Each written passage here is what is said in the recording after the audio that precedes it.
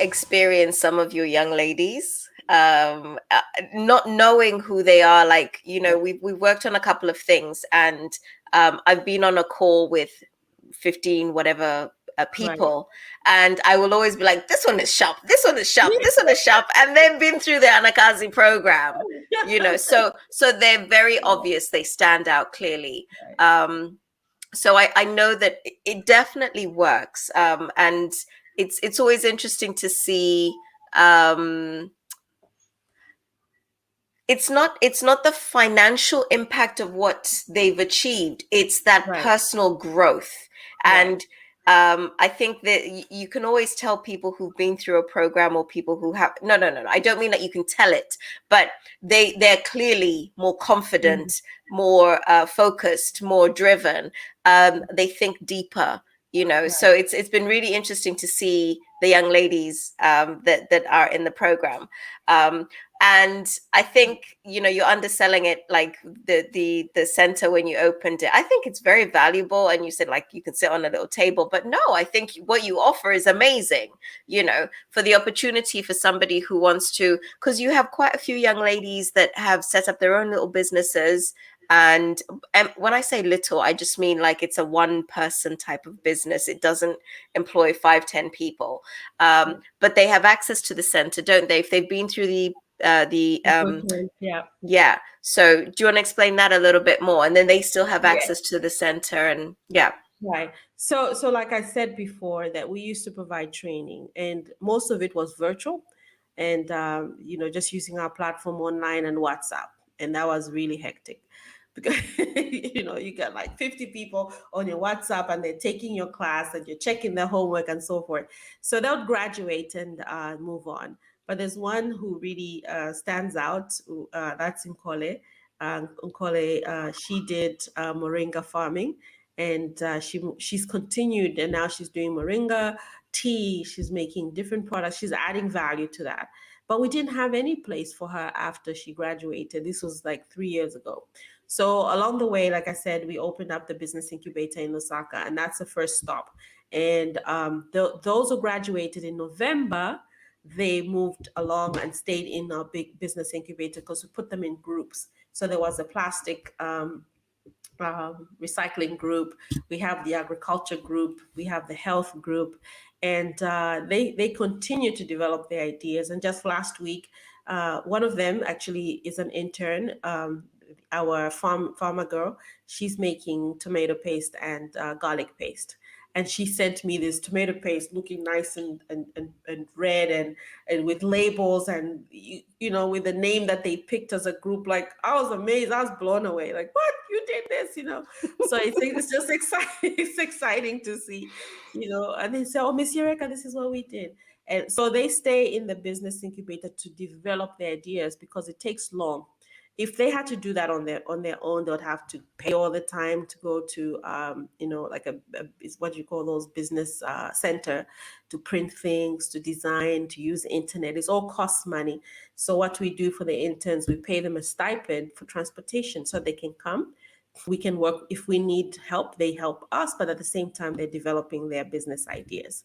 So that's what we do for those who've passed through our program, because we know that they need this support for at least a year. And then after 1 year, they can move on. So while they're in our group, whenever there's an opportunity out there for them to add more money to their ideas, we invite them, just like we invited them to the Eagle's Nest, and you were able to see.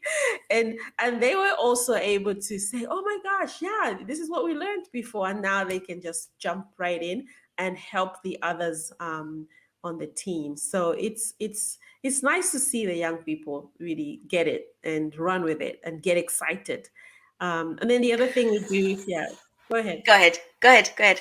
I mean, the you've been part of this as well, the mentorship for job preparedness. That's something else as well. They all come back and say, Miss Yareka, we've never been through this before. We've never had to, you know, train to prepare for a job, and they describe, this is what we do when getting a job. We put in an application and they tell us, drop it in the box there, and then you get assigned to a job. I said, wow, okay, here you got to work for it. You got to work for the job. So helping the young people through that, even when they think they know so much. When they're young, they're very excited, but I think it helps when they have a coach, someone to just help them, mentor them, and give them a few tips that they might overlook. It could just be how they present themselves, their character, or whatever it is. But it does help to see that. And I think I'm really loving working with the young people. I think that's really obvious. I mean, that's the thing. That's the thing that stands out for me with you, Yareka. Like when we first met, it was you have this drive, but it's not a financial drive. And I'm not saying that that's wrong or right, but Yeah. it's admirable, Oh, thank you. and you commit so much time to these people. And I will be up like at maybe 9 o'clock, and then you send a message on WhatsApp, and I'm like, isn't it midnight in New York? You know? So it's for me, it's really admirable what you do, and it's, I think, what although I would have liked to have really grasped from you the difficulties of what you've gone through, it feels like a lot of what you do is really driven by the benefits more than the difficulties. And I think you're just somebody who deals with pressure and drama really well, so that's why it doesn't come through. Like I keep trying to pull you towards telling me about what was hard, where was the difficulty. Maybe I can tell you now what's hard. Now what's hard is, and I keep laughing about this every morning. I tell the girls, I'm like, okay, let's meet tomorrow at 7 a.m.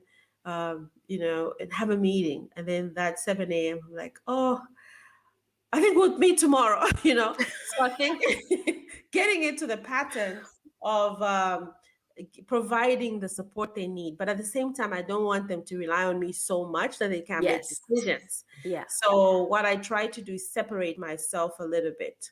And when I'm gone for like a day is like, oh, Miss Yareka, we missed you. I said, it's only a day. I think that's the interesting thing. And when we did the Eagle's Nest, we had the initial the guys pitched, and I listened to the pitches, and then I gave feedback. And then when we saw the difference between when they did their initial pitches to the actual day, like the growth. Absolutely. Yeah. And but it does require attention. It does require patience and commitment from you, or whoever, and that's the other thing, you've been very good at exposing them to lots of different people in different places. Right. So and that for me is what opens up people's worlds.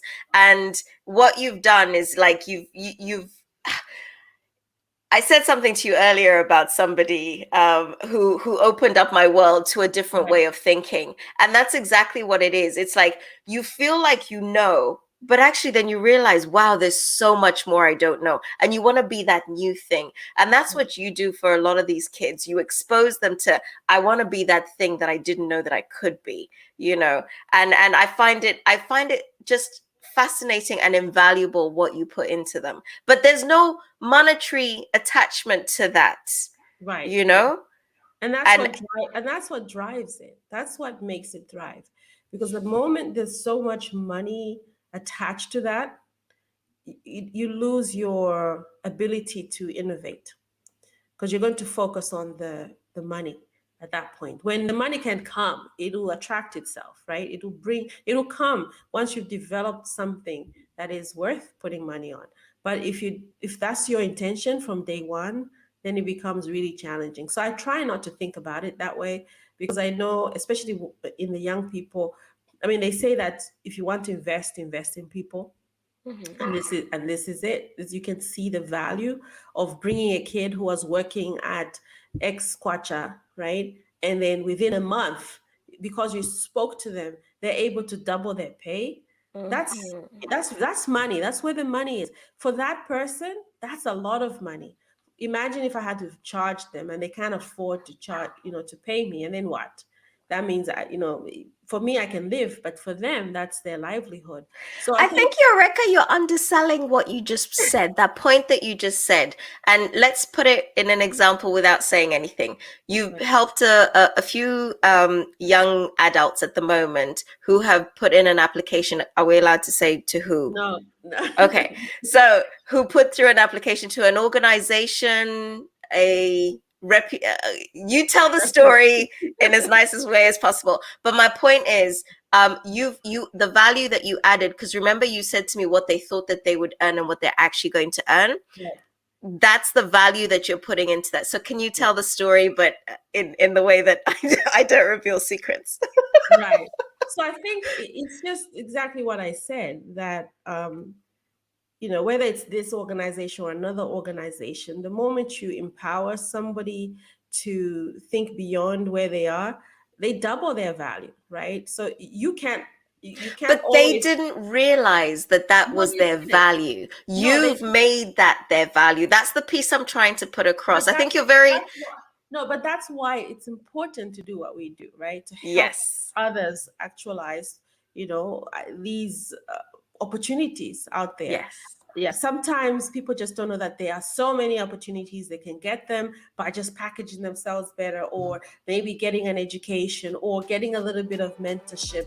So there's so many ways to get what we need, but that's the support we're trying to provide to, not just to the young people, just people in business in general,